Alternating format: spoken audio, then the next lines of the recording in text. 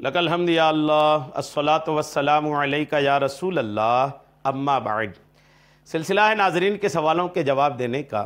ہمارے ناظرین میں سے انہوں نے سوال کیے ہیں کہ اذان کے بعد جو دعا مانگی جاتی ہے، جو دعا پڑھی جاتی ہے، اس دعا کی فضیلت کیا ہے، یہ انہوں نے پوچھا ہے۔ اذان کے بعد ایک مشہور دعا ہے اللہم رب ہذہ الدعوۃ التامہ، یہ جو دعا پڑھی جاتی ہے، اس دعا کی فضیلت کے تعلق سے انہوں نے پوچھا ہے۔ تو آئیے اس دعا کے فضائل کیا ہے وہ جاننے کی سعادتیں حاصل کرتے ہیں کہ کوئی اذان کے بعد جو دعا پڑھی جاتی ہے اس کی فضائل کیا ہیں۔ پہلی حدیث پاک لے لیں۔ یہ حدیث پاک جو میں آپ کو عرض کر رہا ہوں یہ بخاری شریف میں بھی ہے، ترمذی میں بھی ہے، نسائی میں بھی ہے اور مسند احمد بن حنبل میں بھی ہے۔ حضرت جابر بن عبداللہ رضی اللہ تعالی عنہما سے مروی ہے کہ حضور نبی اکرم صلی اللہ تعالی علیہ وسلم نے فرمایا، جو شخص اذان سن کر یہ دعا کرے، جو اذان کے بعد کی دعا ہے وہ دعا کرے تو اس کے لیے قیامت کے روز میری شفاعت واجب ہو گئی۔ قیامت کے دن آقا کریم کی شفاعت ان پر واجب ہو گئی، ان کے لیے کہ جنہوں نے اذان کے بعد کی دعا الحمدللہ پڑھی۔ صحیح مسلم اور بعض دیگر کتب حدیث میں اذان کے بعد پڑھی جانے والی دعا کے بارے میں یہ حدیث مبارکہ منقول ہے۔ یہ مسلم شریف میں، ترمذی، ابو داؤد، نسائی، احمد بن حنبل، ابن خزیمہ اور مسند صحیح ابن حبان کے اندر بھی یہ حدیث پاک ہے۔ یعنی بہت ساری حدیثوں کی کتابوں میں یہ حدیث پاک موجود ہے۔ حدیث کیا ہے؟ حضرت عبداللہ ابن عمر بن عاص رضی اللہ تعالی عنہما سے مروی ہے کہ حضور نبی اکرم صلی اللہ تعالی علیہ وسلم نے فرمایا، جب تم مؤذن کو اذان دیتے ہوئے سنو تو اسی طرح کہو جس طرح وہ کہتا ہے، پھر مجھ پر درود بھیجو۔ پس جو شخص بھی مجھ پر ایک دفعہ درود بھیجتا ہے اللہ تعالیٰ اس پر 10 رحمتیں نازل فرماتا ہے۔ پھر اللہ تعالیٰ سے وسیلہ طلب کرو۔ یہ جو وسیلہ طلب کرنے کا ہے نا، یہ اذان کے بعد کی دعا میں ہے۔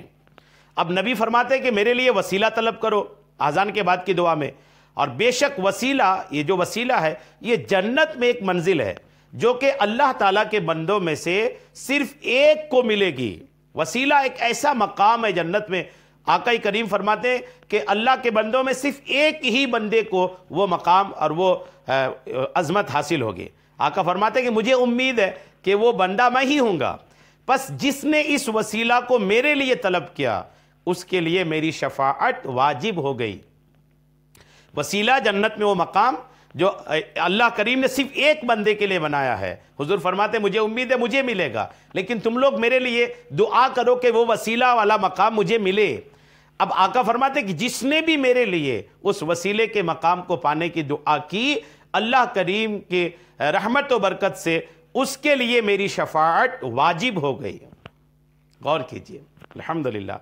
ان دونوں روایات کو سامنے رکھیں تو تصور خود بخود واضح ہو جائے گا اور الحمدللہ بات بالکل صاف ہو جائے گی۔ اس دعا میں کیا ہے؟ اللہم رب ہذہ الدعوۃ التامۃ والصلاۃ القائمہ آت محمدا الوسیلۃ والفضیلہ، یہ جو وسیلہ ہے، وابعثہ مقاما محمودا الذی وعدتہ، یہ دعا کے الفاظ ہیں، وارزقنا شفاعتہ یوم القیامہ انک لا تخلف المیعاد۔ مختلف حدیثوں میں الگ الگ طرح کے الفاظ ہیں اور سب ملا کر یہی بنتا ہے جو میں نے آپ کو پڑھ کر کے سنایا ہے۔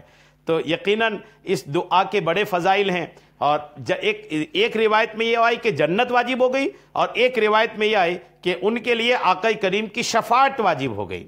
تو آقا کریم کی شفاعت جو ہے یہ نہایت اہم چیز ہے۔ قیامت کے دن ہر بندہ چاہے گا کہ نبی کی شفاعت نصیب ہو جائے، چونکہ شفاعت نصیب ہونے کے بعد حساب و کتاب سے وہ آدمی بری ہو جائے گا، حساب و کتاب کے جھمیلے سے خود کو باہر محسوس کرے گا، کیونکہ جس کا حساب و کتاب ہوا، اللہ کریم قیامت کے دن جس کا حساب و کتاب لے گا نا، ان کے لیے بڑی مشکلیں ہوں گی۔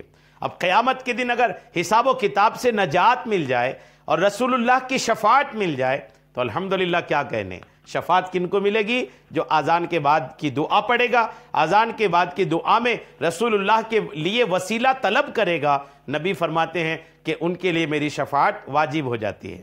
کیا کہنے اذان کے بعد کی دعا کی؟ تو اذان کے بعد کی دعا بھی پڑھیں، اذان کا جواب بھی دیں اور اذان کا احترام بھی کریں۔ اللہ کریم ہم سب کو اذان کی خوب خوب برکتیں عطا فرمائے، آمین، بجاہ النبی الامین صلی اللہ تعالی علیہ وسلم۔